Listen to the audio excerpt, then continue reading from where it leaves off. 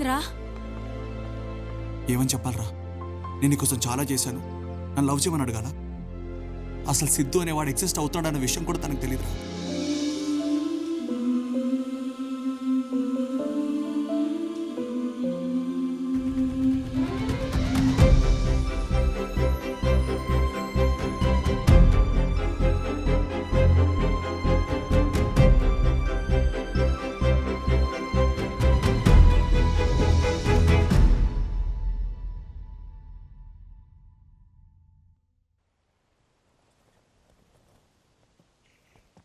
నందిని,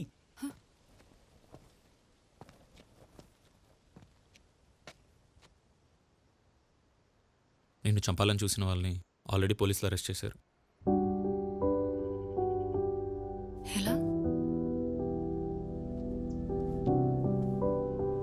నువ్వు మంచిదాని నందిని, దేవుడు నీకంతా మంచిగా చేస్తాడు.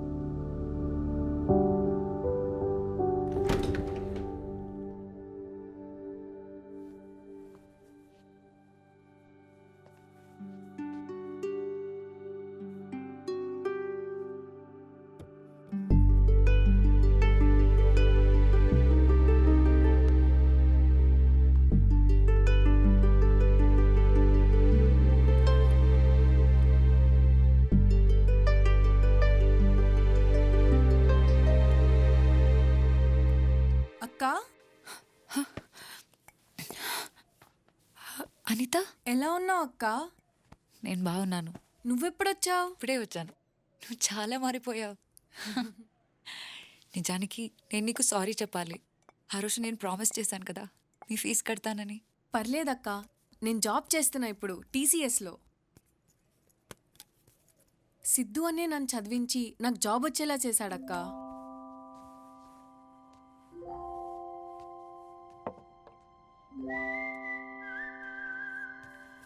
సరే అక్క, నాకు ఆఫీస్కి టైం అవుతుంది. నీకే హెల్ప్ కావాలన్నా నన్ను అడుగు, సరేనా? మర్చిపోకు.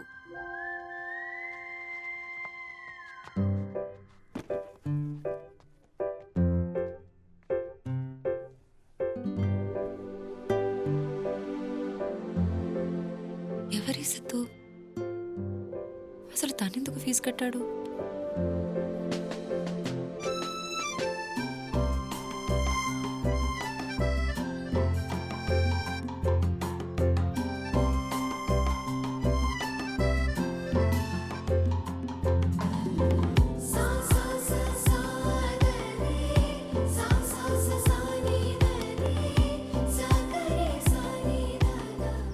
అమ్మా లే, అది నందిని గారు కూర్చునే ప్లేసు. మళ్ళీ సిద్ధు గారు చూశారంటే కోపడతారు. లేమా లే.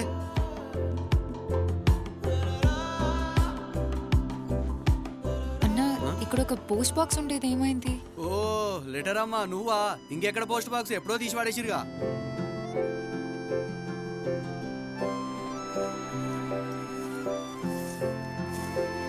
తాతయ్య, ఇక్కడ సనాతన ట్రస్ట్ ఉండేది కదా?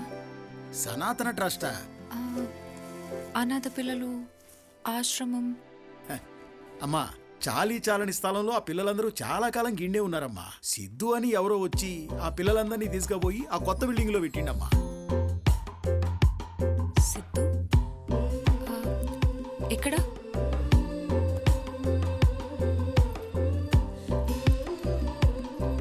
చిన్న అక్క, నువ్వా?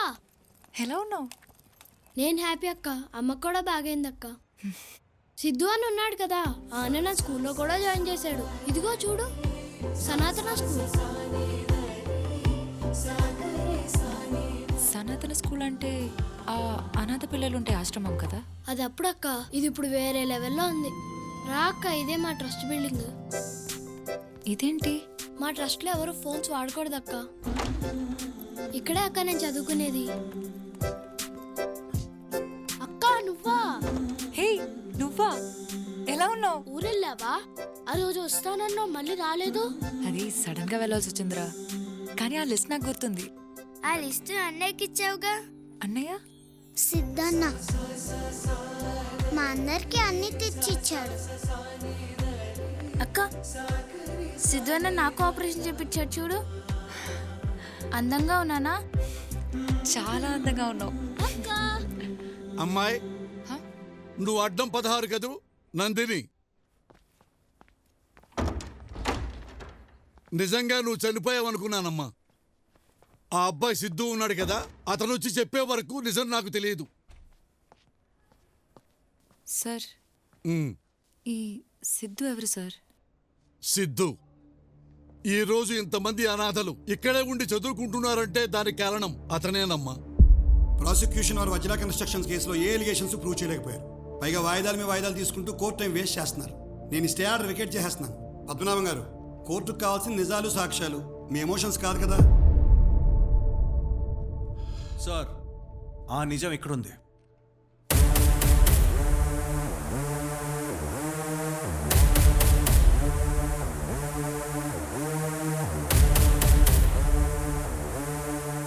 ఏముందా ఆ కవర్లో? Building papers sir. With you permission Talwar గారిని 2 క్వశ్చన్స్ అడగచ్చా సార్? సివిలియన్కి ఎలా పర్మిషన్ ఇస్తారు సార్ క్రాస్ ఎగ్జామిన్ చేయడానికి? జడ్జి నేనయ్యా. ఇంకా 10 నిమిషాలు టైం ఉంది కదా, నువ్వు అడగవయ్యా. Thank you sir. తల్వార్ గారు హాయ్. మీ కంపెనీ ఎప్పుడు పెట్టారు సార్? 1993 వజ్రా కన్స్ట్రక్షన్స్.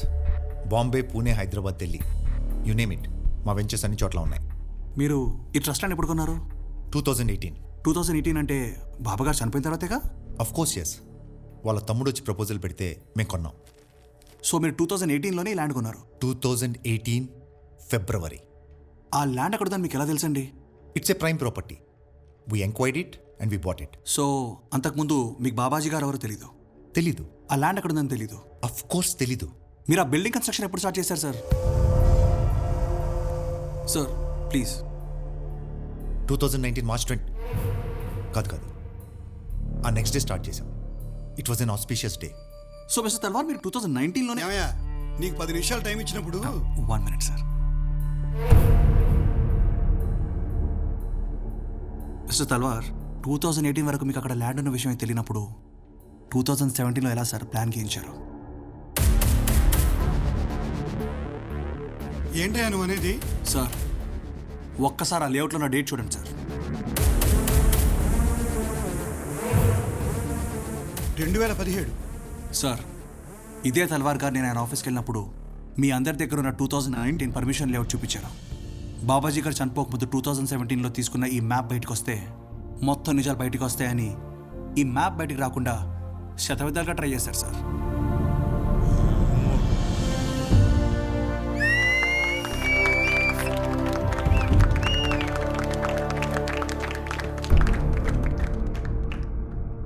తల్వార్ గారికి వాస్తే కాదు సార్, ఆయనకు రాత్రి 12 గంటలకు యజ్ఞాలు చేయడం కూడా చాలా ఇష్టం.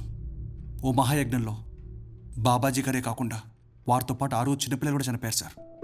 ఆ చిన్నపిల్లల అమ్మానాన్ని తీసుకెళ్ళిపోయి ఒకసారి దేవుడు వాళ్ళకి అన్యాయం చేశాడు సార్. వాళ్ళని పెంచి పెద్ద చేసిన బాబాగారిని తీసుకెళ్ళిపోయి ఈ తల్వార్ వాళ్ళకి మళ్ళీ అన్యాయం చేశారు సార్. కనీసం మీరన్నా న్యాయం చేయండి సార్.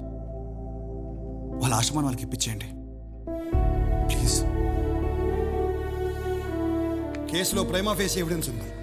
తల్వార్ మీద criminal conspiracy and murder case file చేయండి. This court will personally monitor the investigation. Sidhu నిన్ను వెతుక్కుంటూ నా దగ్గరకు వచ్చాడమ్మా. తన ఫోన్ నెంబర్ మీకు తెలుసా? అదేంటమ్మా, అసలు నువ్వు ఫోనే వాడావు కదా? సిద్ధు కూడా వాడ్డావు.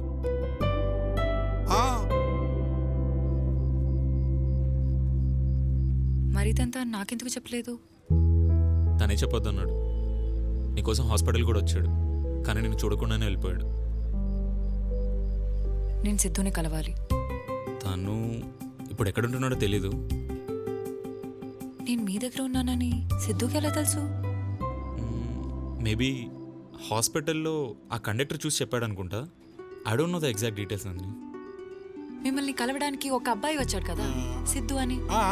సిద్ధు ఇప్పుడు ఎక్కడున్నాడనేది మీకు తెలుసా? సిద్ధు కాదు కానీ అమ్మా, సిద్ధు ఫ్రెండ్ భాగ్య అని గన్ ఫౌండరీ దగ్గర ఉంటుందమ్మా. మనం అక్కడికి వెళ్ళి చూద్దామమ్మా, పదమ్మా. అమ్మా భాగి. బాబాయ్ మీరేంది ఇట్లా? ఒకసారి ఇలా రా అమ్మా. 1 సెకండ్. రింగి చెల్లిపోతుంది.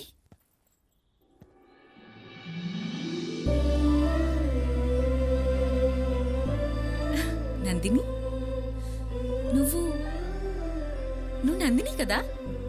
అవును, నేను నీకెలా తెలుసు? అయ్యో, నువ్వు నాకు తెలియకపోవడం ఏంది? సిద్ధు సిద్ధు నువ్వు ఎట్లా ఉంటావని ఎక్స్పెక్ట్ చేసిండు, సేమ్ అట్లనే ఉన్నావు తెలుసా? అమ్మా భాగి, త్వరగా రా. ఆ, పర్వాలేదులే, ఇది నా రెండోదే. బాగి, ముహూర్తానికి లేట్ అవుతుంది. ఆ, నా ఫియోన్సే, పర్వాలే, ఆని కూడా రెండోదేలే. నందిని, సిద్ధు సిద్ధు సిద్ధు అంటే ఎవరని చెప్పాలి? ఆ, సిద్ధు అంటే నందిని రాసిన 18 పేజీలు. నువ్వు హైదరాబాద్లో చలిగా ఉందని రాస్తే వాడు మే నెలలో 42 డిగ్రీస్ టెంపరేచర్లో స్వెట్టర్ వేసుకొని వచ్చిండు. నిన్ను కిడ్నాప్ చేశారు అని డైరీలో రాసినావు. అప్పుడు నువ్వెంత భయపడ్డావో తెలియదు గాని నీ భయం అంతా సిద్ధునే అనుభవించిండు. అరే పేజ్ తిప్పరా ఏమైందో తెలుస్తుంది అంటే వాడి చేతులు వణికిపోయాయి తెలుసా నందిని? నువ్వప్పుడు ఆ సందీప్కి లవ్ లెటర్ రాసినావు గుర్తుందా? వాడు సచ్చినంత పనైంది. అప్పుడు అర్థమైంది నందిని, ఒక మనిషి ఇంకొక మనిషిని ఇంతలా ప్రేమించగలడా? నన్ను అడిగితే నువ్వు బ్రతుకున్నావన్న వాడి నమ్మకమే నిన్ను బ్రతికించింది నందిని. ఎన్ని చేసి హాస్పిటల్ దాకా వచ్చి నన్నెందుకు కలవలేదు? నేను నీకోసం చాలా చేశాను, నన్ను లవ్ చేయమని అడగాల? అసలు సిద్ధు అనేవాడు ఎగ్జిస్ట్ అవుతాడన్న విషయం కూడా తనకు తెలియదురా. హా? నీకు విషయం తెలుసా? ప్రేమించడానికి రీజన్ ఉండకూడదు, ఎందుకు ప్రేమించావా అంటే ఆన్సర్ ఉండకూడదు. నందిని, ఎక్కడికి? సిద్ధు దగ్గరికి. ఈ రోజు నాకింత ఆస్పిషియస్ డే, కానీ వాడిడ లేడు. నందిని కోసం ఏదో చేయాల్సింది మిగిలిపోయిందని వెళ్ళిపోయిండు. వాడెక్కడ పోయిండో ఎవ్వరికి తెలీదు. నాకు తెలుసు. అమ్మ నాన్న సంవత్సరికం దగ్గరికి వస్తుంది. వెంకట్రావు గారికి కవర్ ఇచ్చిన వెంటనే ఎలాగైనా కాశీకి వెళ్ళాలి. ఇంకా ఇదే మిగిలింది సిద్ధు చేయడానికి. సిద్ధు ఎవరని వెతుకుతూ వచ్చిన నాకు సిద్ధు అంటే నందిని జ్ఞాపకాలు, నందిని ఆలోచనలు, నందిని అనుభూతులన్నీ అర్థమైంది.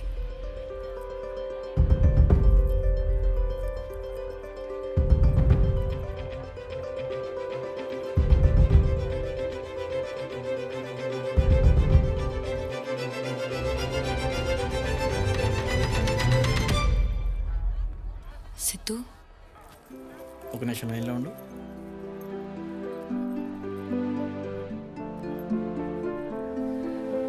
సారీ.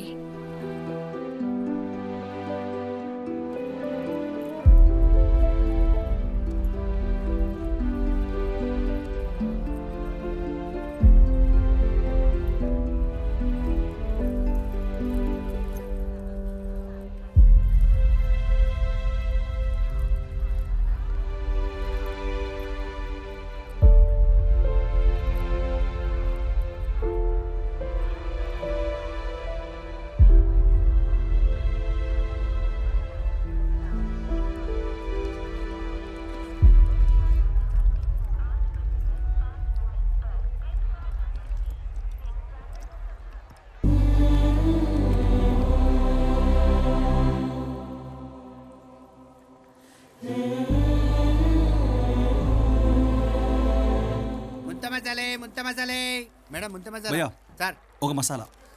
Okay sir. అలా కాదు, ఆ? నిమ్మరసం 2 చుక్కలు.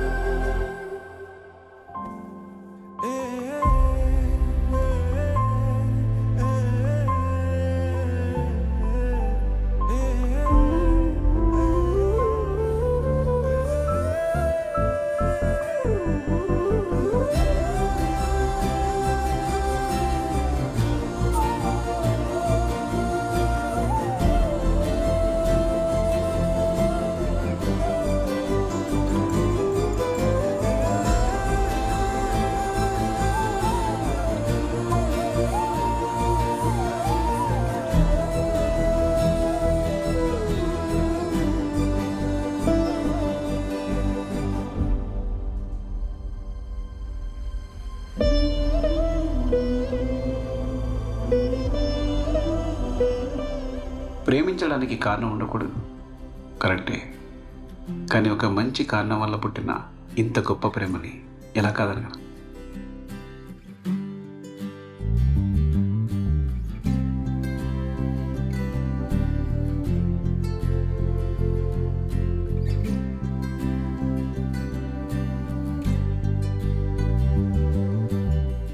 ఏడు రంగుల వాన రెండు